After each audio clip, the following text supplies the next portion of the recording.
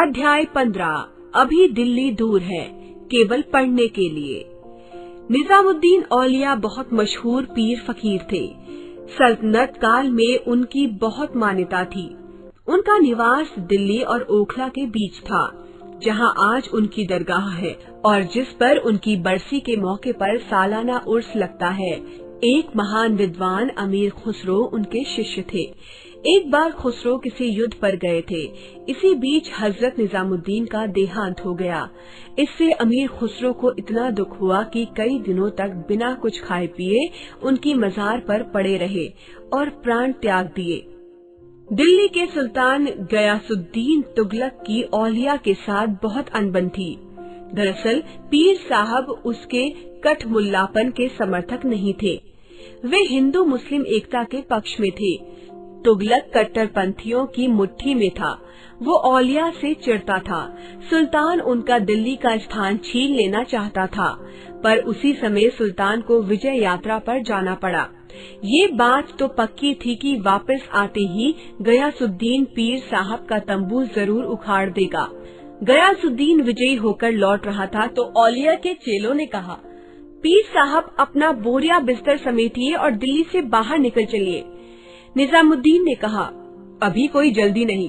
जितना ही सुल्तान दिल्ली के पास पहुंचता जाता, चेलों की चिंता उतनी बढ़ती जाती, पर निजामुद्दीन बेफिक्र बैठे रहे।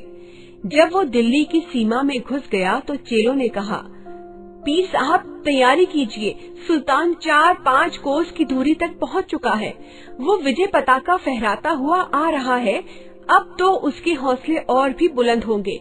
हमें इससे पहले ही चले जाना चाहिए। उधर औलिया थे कि उनके कान पर जू नहीं रेंग रही थी। गयासुद्दीन के भतीजे मोहम्मद तुगलक ने सुल्तान के स्वागत का भारी इंतजाम किया था। उसने दिल्ली की सीमा पर लकड़ी का एक शानदार महल बनवाया, जिसमें सुल्तान का स्वागत सत्कार होना था।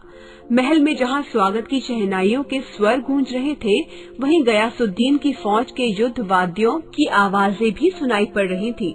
औलिया के चेलों का दिल दहल उठा। पता नहीं जालिम सुल्तान पीर बाबा की क्या दुर्गति करे। वे ये सोच सोचकर मन ही मन कांप रहे थे।